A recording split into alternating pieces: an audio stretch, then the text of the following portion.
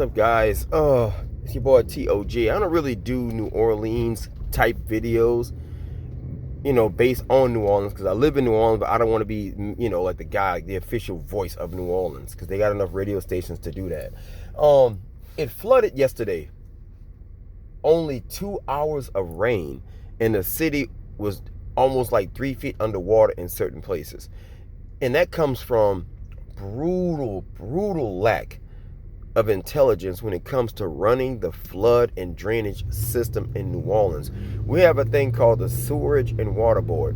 I'm also hit like, share, and subscribe. Put the comments in the section. I can converse back and forth with you guys.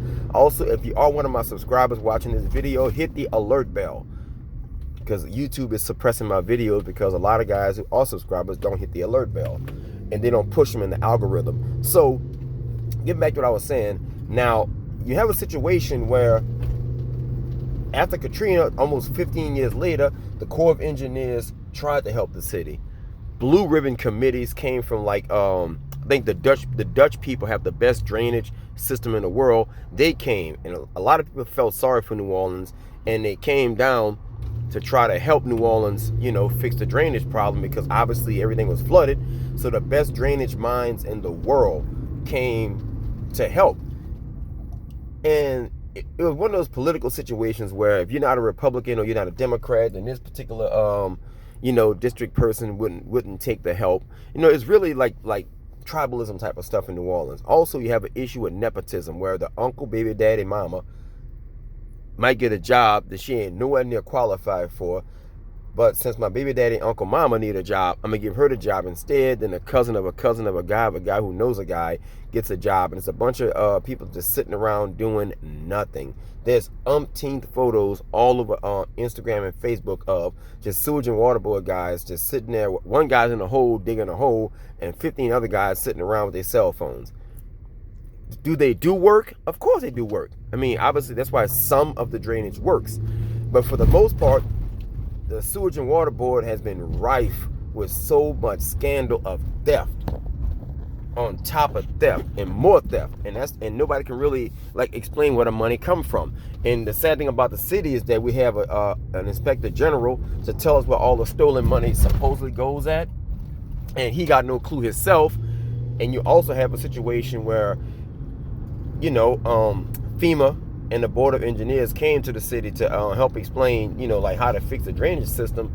But unfortunately, the politicians are not honest enough to tell the people of New Orleans that they have a $2 to $3 billion infrastructure issue, and it's going to take about 30 years minimum to fix all the ancient pipe work that's running in the bottom of the city. We have some places have terracotta pipes when it should be, I guess thick plastic, fiberglass piping.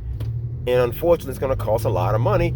And another thing, a lot of the Sewage and Water Board guys who work for the Sewage and Water Board are not even qualified to do all the true engineering work as far as rerouting and, structuring the canal system. Now, the unfortunate thing about that is we have a situation with the contracting process. Like, how do you actually give a contract to somebody who's not connected to the mayor, who's not connected to the city council members, who's not the uncle, baby daddy, brother of somebody else? You see what I'm saying? So New Orleans has all these open contracts and open what they call a BDF, bid for proposals, BFP, something basically a call for proposals or bid for proposals or something like that. No, request, RFP.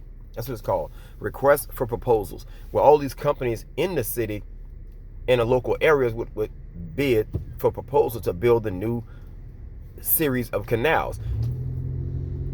I remember this guy named Ivor Van Heerden, a German dude, and his name is spelled IVOR, like Ivor Van Heerden, or Heerden. I can't pronounce it, but Ivor Van Heerden was like, you guys, he had the Austrian accent. You guys must understand, New Orleans is in trouble. And this guy was like, you know what? I'm getting the fuck out of here. Because the dude was like, the governor was so ignorant. He was like, I've never seen ignorance at the atomic level till I came to New Orleans. It was so bad that the guy was like, he was just fed up and just got the fuck out of here. And there's another guy who wrote a book, a historian, wrote a book. This guy named is Doug Brinkley. And Doug Brinkley will give you the whole history on New Orleans. I don't know how the fuck he knows all this stuff. The guy just knows stuff. And Doug Brinkley wrote a book called The Great Deluge. And he, in his book, he was given a history of, corruption and, patronage and, pay for play. And they ran his ass out of New Orleans. Oh, yeah, they ran his ass out of New Orleans because he was telling the truth. And unfortunately, the city just don't really understand that. And I mean, when I say the city, I mean the people that vote. The people that vote in New Orleans, they kind of know the truth. It's one of those things where you will hear somebody say something to the effect of New Orleans is going to beg for good leadership. And then when they get it, they're not going to like it, because unfortunately, a good leader has to be able to tell you shit you don't really want to hear. He may not get reelected, but he will tell you what you need to hear. Not what you want to hear, but what you absolutely need to hear. And what you need to hear is this: New Orleans is not ready for a Category 2 hurricane. Nevertheless, a flash flood storm, whatever that storm was, for 2 hours, bruh. I got up yesterday morning for 9 o'clock and I heard the drizzle drops on my air conditioner going. I said, God damn, it's raining already? By the time I woke up, it was pitch black. I said, oh, hell no, I'm staying home today. By noon, everybody was underwater. And that pissed me the hell off. When you see these storms coming, those drains should have been on. But the problem is, this is the problem, before I let you guys go. Unfortunately, there's a term called NIMBY. NIMBY means not in my backyard. And NIMBY is used for a lot of things. Like, I don't want no black folks not in my backyard. Like in the neighborhood, when black folks move in, you'll hear them use the term NIMBY, meaning, oh, hell no, not in my backyard. Black folks moving in, not in my backyard. New drainage system, not in my backyard.